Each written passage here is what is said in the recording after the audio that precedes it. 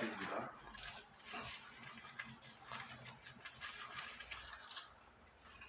(217페이지입니다) 한 절씩 교도하시겠습니다. 그들이 암비볼리와 아볼리오니아로 다녀가 데살로니가에 이르니 거기 유대인의 회당이 있는지라. 바울이 자기의 말을 들어 그들에게로 들어와서 새 안식일에 성경을 가지고 방문하며 뜻을 풀어 그리스도 회를 받고 죽은 자 가운데서 다시 살아나야 할 것을 증언하고 이르되 내가 너에게 전하는 이 예수가 곧 그리스도라니. 그중에 어떤 사람 곧 경건한 헬라인의 큰 무리와 적지 않은 기구인도 권한을 받고 바울과 신라를 따르나 그러나 유대인들은 시기하여 저자의 어떤 불량한 사람들을 데리고 때를 지어 성을 소동하게 하여 야손의 집에 침입하여 그들을 백성에게 끌어내려고 찾았으나 발견하지 못하며 야손과 형제들을 끌고 우장장을 하며 소리 질러 이르되 하나님을 얻으려 하더니 사람들이 여기도 이르되 야손이 그들을 맞아들였도다. 이 사람들이 다 가이사의 명을 거역하여 말하되 다른 임금고 예수라 하는 이가 있다 하더이다 하니. 무리와 장자들이 이 말을 듣고 소동하여 9절은 같이 읽겠습니다. 야손과 그 아버지 사람들에게 보석을 받고 몰아주니라. 오늘은 237 전도를 위한 회당운동이라는 제목으로 사도행전 17장 1절에서 9절 말씀을 가지고 하나님 말씀을 증거하겠습니다. 할렐루야. 주위에 계신 성도들과 축복의 인사를 하겠습니다. 참 행복해 보이십니다. 세상 행복하게 만드는 해피바이러스가 됩시다.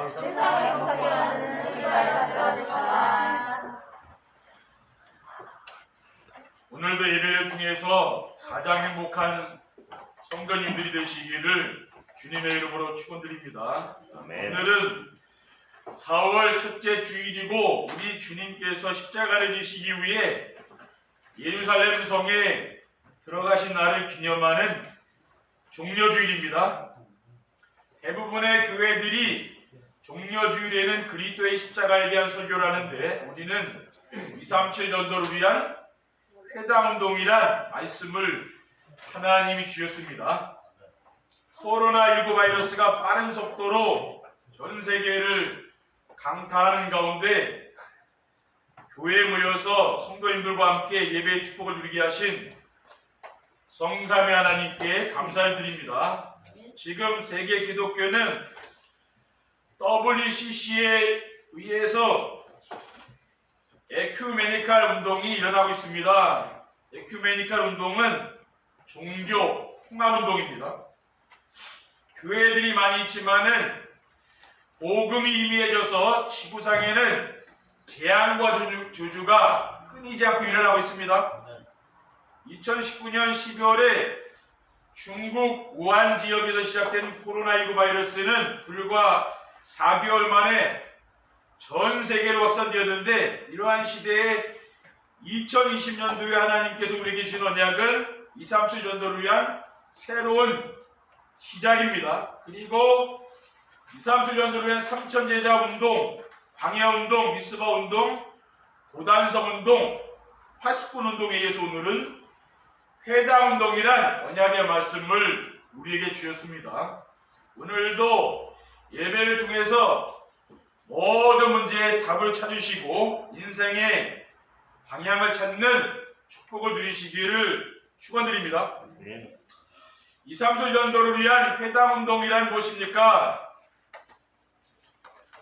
237 전도를 위한 회당운동은 재앙을 막고 복음을 회복하는 그리스도 운동입니다. 그리스도 운동은 그리스도로 인생의 결론을 내리는 것입니다.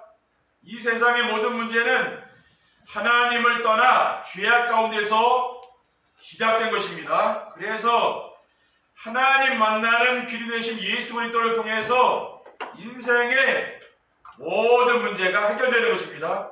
요한복음 14장 6절에 내가 곧 길이요 진리요 생명이니 나로 말미암지 않고는 아버지께로 올 자가 없느니라고 했습니다. 그리고 그리스도 운동이 무엇이냐면은 그리스도로 충분하고 만족한 삶을 사는 것입니다.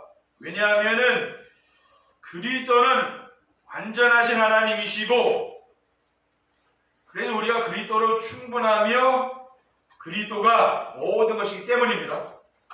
그러므로 그리스도 운동은 그리스도로 인생의 모든 문제를 끝내는 것입니다. 왜냐하면 그리스도는 인생 모든 문제 해결자이기 때문입니다. 그래서 예수님께서 십자가에 달려 운명하시기 전에 무엇이라고 하셨습니까? 요한복음 10장 1절에 다 이루었다고 했죠. 인생의 모든 문제를 끝냈다고 말이죠. 우리는 이 사실을 믿는 것이죠. 그런데 그리스도를 붙잡았는데도 아직 해결되지 않은 문제가 있습니까? 그러면은 기다리면 됩니다. 그렇죠? 왜냐하면은 내가 그리스도를 붙잡았는데도 해결되지 않는 문제가 있다는 것은 거기에 하나님의 큰 계획이 있는 거 아닙니까? 그래서 그 문제는 대부분 사람들이 장애물이라고 생각하는데 장애물이 아니고 디딤돌인 걸 믿으시기 바랍니다. 하나님이 그 문제를 통해서 앞으로 큰 응답을 주시겠다고 말씀 아닙니까?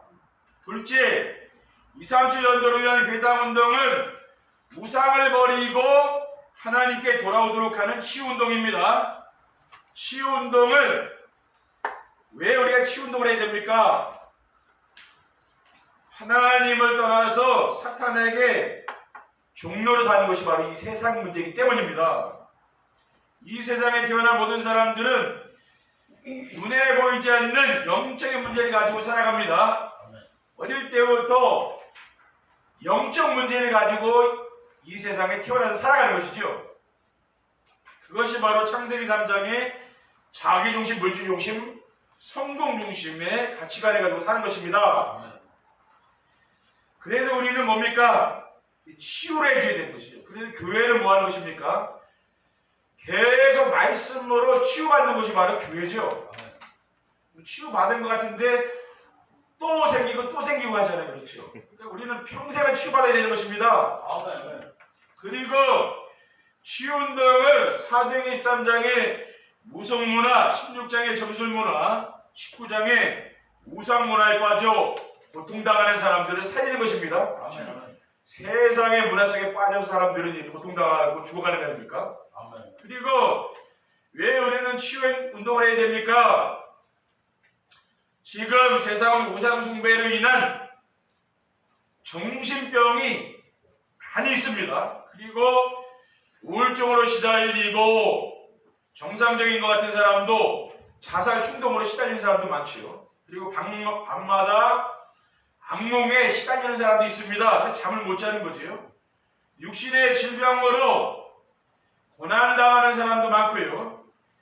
가정 불화로 인해서 자녀 문제 때문에 어려움 당하는 사람들이 많이 있습니다. 그리고 내세 문제에 빠져서 지옥 같은 인생을 살다가 죽으면은 영원한 형벌이 기다리고 있기 때문에 우리는 사람들을 치유해줘야 되는 거죠. 겉으로 볼 때는 아무 문제가 없지만은 속을 들여다보면 엄청난 문제들을 가지고 있거든요. 그래서 우리는 치유운동을 하는 것입니다. 셋째, 237년도를 위한 회당운동은 플랫폼을 만들어 부대들을 살리는 서밋운동입니다. 서밋운동은 성도들의 가정이 현장을 살리는 플랫폼이 되는 것입니다. 가정에서 혼자서 조용한 시간에 강단 메시지를 집중해서 듣고 기록하는 정세배의 축복을 누리며 가족들과 함께 언약과 미션과 비전의 말씀을 붙잡고 정시예배하면서 호름을 하면 되는 것이죠. 그것이 바로 뭡니까? 우리 가정이 바로 플랫폼이 되는 것이죠. 그리고 서밋운동은 우리 교회가 지역 살리는 플랫폼이 되는 것입니다. 교회는 무엇하는 곳입니까? 구원받은 성도들이 모여서 예배의 축복을 누리는 것이 바로 교회죠. 저희 교회는 말씀밖에 다른 거 하는 게 없잖아요. 프로그램이나 이런 걸 안 하잖아요. 그렇죠? 왜 그렇습니까? 하나님은 우리 성도님들에게 예배의 축복을 주는 거거든요. 그러니까 우리 교회는 다른 것을 잘 안 하는 것이죠. 그래서 왜냐? 교회라는 곳은 하나님께 예배드리는 곳이기 때문에 그렇습니다. 요한복음 4장 23절에 아버지께 참되게 예배하는 자들이 영과 진리로 예배할 때가 오나니 곧 이때라. 아버지께는 자기 이렇게 예배하는 자를 찾으신다고 했습니다. 하나님은 지금도 무엇을 하고 계십니까? 선포된 말씀을 성취하신 분이죠. 그리고 구원사역을 이루시고 기도에 응답하시는 분입니다. 그래서 전도자의 삶은 강단에 선포되는 말씀을 통해서 언약과 미션과 비전을 붙잡을 때 언제어디서나 우리와 함께 하시는 하나님을 체험하게 되는 거죠.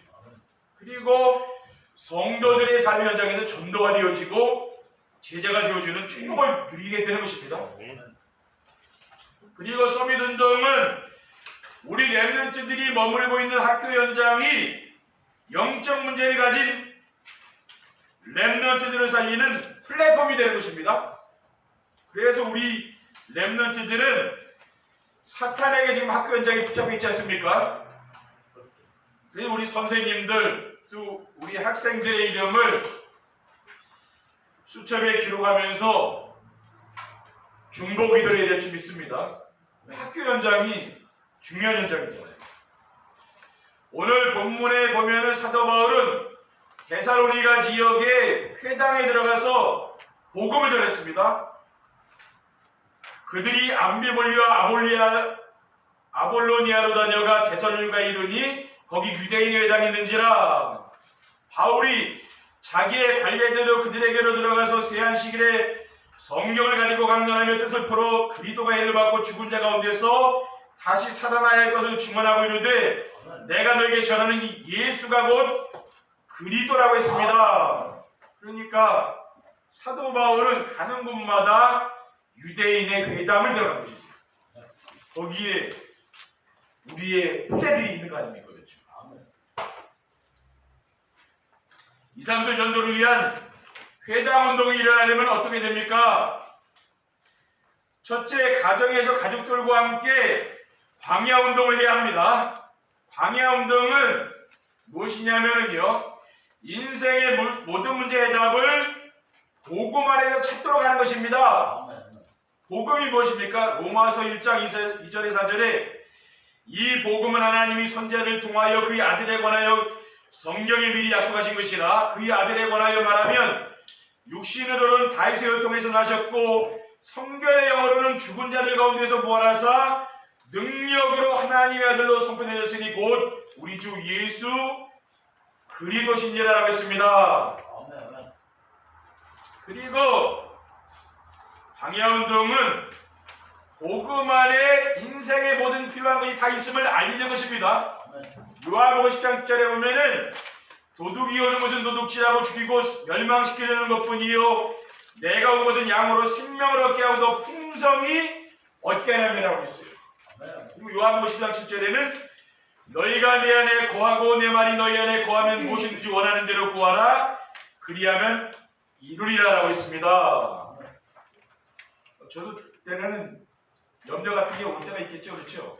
그런데 그때마다 하나님이 늘 말씀을 생각 떠오르는 거예요. 아무것도 염려하지 말라. 그런 말씀이 떠오르는 거예요. 그러니까 걱정할 게 없더라고요. 우리가 늘 말씀 속에 사로잡혀 있으면은요, 여러분이 자녀들 때문에 염려 걱정 안 한다니까요. 근데 그렇지 않으면은 그게 늘 염려가 되는 거죠, 그렇죠? 근데 주님께서 우리에게 뭡니까? 근심하지 말라 그랬잖아요. 하나님을 믿으니 나를 믿으라 그랬죠. 저는 그런 말씀이 딱 떠오르면은 하면서 걱정이 없어지더라고요. 내가 괜히 걱정하고 있구나. 그런 생각이 떠오르는 왜? 우리 말씀 따라가니까 그렇죠. 그리고 광야운동은 모든 문제의 완전한 해답인 복음이 오직이 되도록 하는 것입니다. 복음이 오직이 되었다는 것은 복음 안으로 충분하고 만족하여 다른 것이 필요 없다는 것입니다. 사도행전 4장 12절에 다른 이로서는 구원을 받을 수 없나니 천하 사람 중에 구원을 받을 만한 다른 이름은 우리에게 주신 일이 없습니다 했더라고 있습니다. 그리고 둘째로 오직 그리스도를 누리는 미수바 운동과 영적인 힘을 얻는 도단성 운동을 해야 합니다. 미스바 운동은 우상을 버리고 온전한 마음으로 하나님께 돌아오도록 하는 것입니다. 우리가 오직 그리스도 말고 우리가 붙잡고 있는 걸 우상들 있죠? 이런 것들을 버려야 되는 것이죠. 미스바 운동은 이스라엘 민족들이 하나님이 주신 약속의 땅 가나안에서 쫓아내지 못하고 남겨놓은 블레셋이 이스라엘을 괴롭힐 때 사무엘 선지자가 이스라엘 민족들을 미스바로 불러 회개하고 우상을 버리고 온전한 마음으로 하나님께 돌아오도록 한 운동입니다. 그리고 도단성 운동은 무엇이냐면요, 자녀들에게 우리와 함께 하시는 하나님의 능력을 체험시키는 것이죠. 그래서 하나님께서 엘리사 선지자가 머물고 있는 그 도단성에 불말과 불병거를 동원해 주지 않았습니까? 그래서 우리도 이 하나님의 능력을 체험하면은 아무 근심 걱정 안 해도 되는 것입니다. 하나님의 능력을 어떻게 체험할 수 있습니까? 하나님이 강단을 통해 주시는 언약과 미션과 비전의 말씀을 믿고 기도하면 되는 것입니다. 우리가 해야 될 건 뭡니까? 우리 자녀들과 함께 강단의 말씀을 듣는 정시예배를 지속하면 됩니다. 나 혼자서 매일매일 아침과 또 밤에 또 낮에 시간 날 때 강단의 말씀을 들으면서 하나님과 교제의 시간을 갖는 것입니다. 그렇게 하면 되거든요. 그러면 하나님의 능력이 우리 성도님들의 삶 속에서 나타날 줄 믿습니다. 아멘. 그리고 도단성 운동은 자녀들에게 서밋 타임과 서밋 자세와 서밋 그릇을 준비시키는 것입니다. 서밋 타임이 무엇입니까?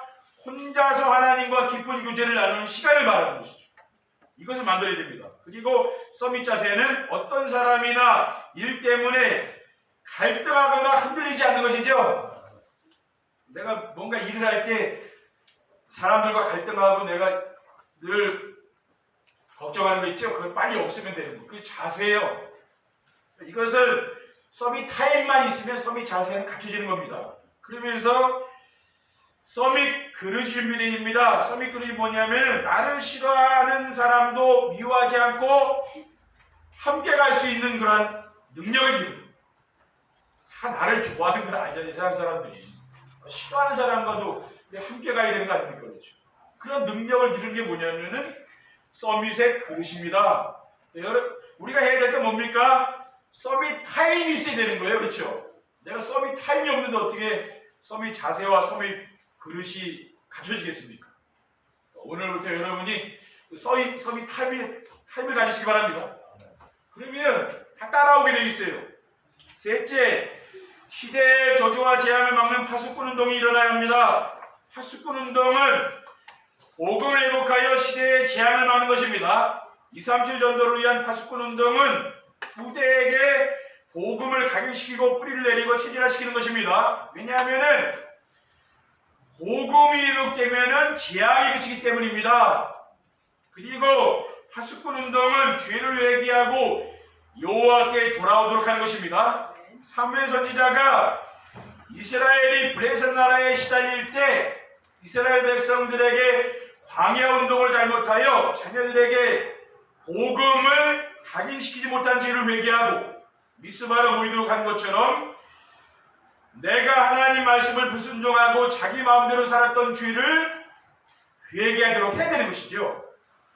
그리고 하나님을 모르고 마귀에게 종노릇하며 우상 숭배한 죄를 회개해야 하고 물질 중심과 성공 중심의 삶을 그리스도 중심과 예배 중심의 삶으로 바꿔야 되는 것입니다. 그리고 파수꾼 운동은 사람들이 찾아올 수 있는 플랫폼을 만드는 것입니다. 어떻게 하면은 플랫폼을 만들 수가 있습니까? 죽음의 공포에 떨고 있는 사람들에게 사망 권세를 가진 사탄의 머리를 박살내신 그리스도의 승리의 깃발을 높이 매달면 되는 것입니다.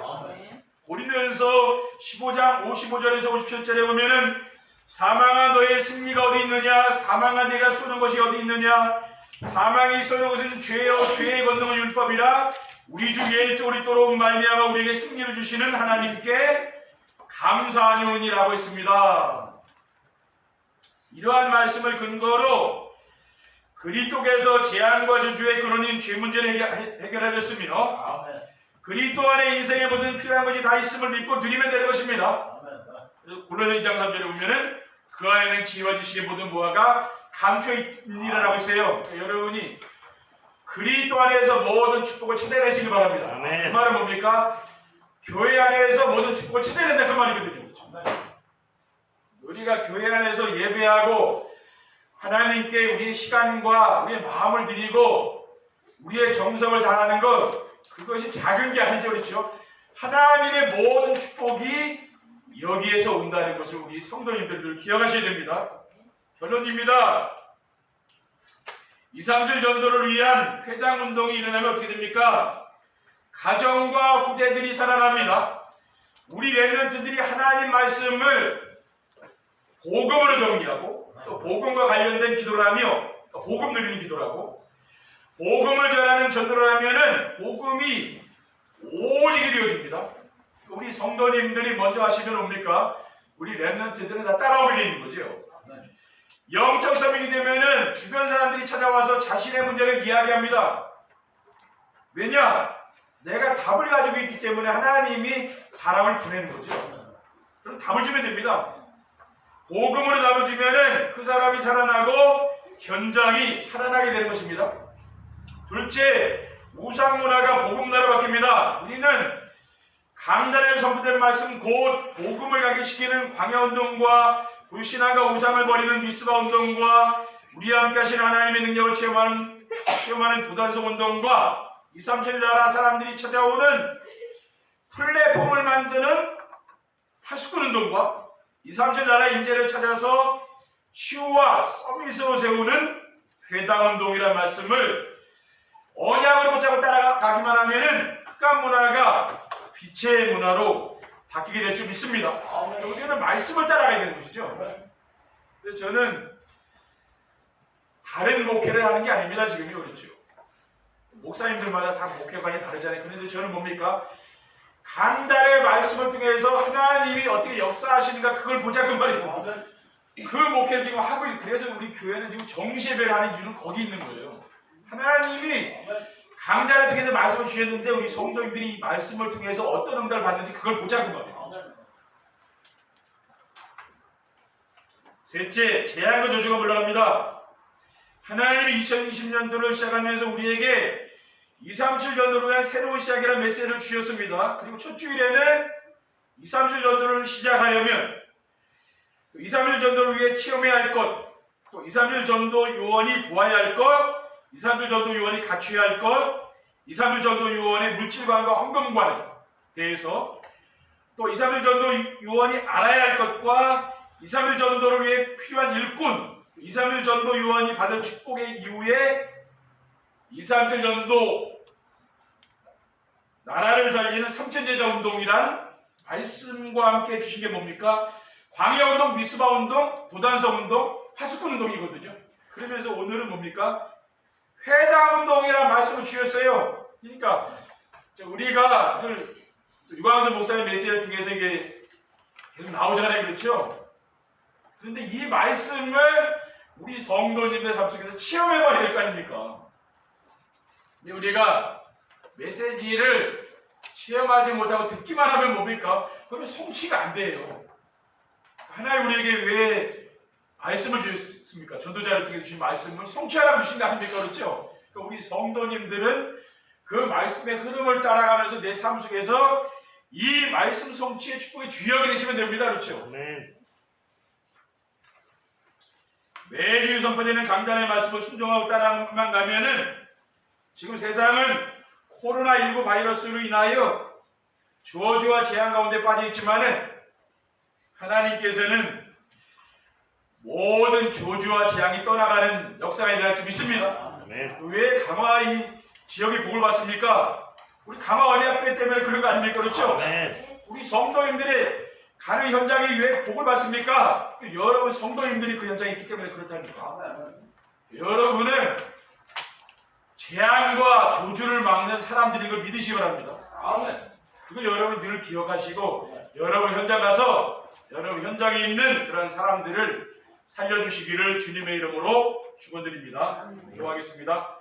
사랑의 하나님 감사합니다. 오늘 237 전도를 위한 회당운동이라는 말씀을 주셨는데 237 전도를 위한 인재들을 살릴 만한 치유와 서밋 운동이 일어날 수 있도록 인도해 주시옵소서. 주 예수 그리스도의 이름으로 기도드립니다. 아멘.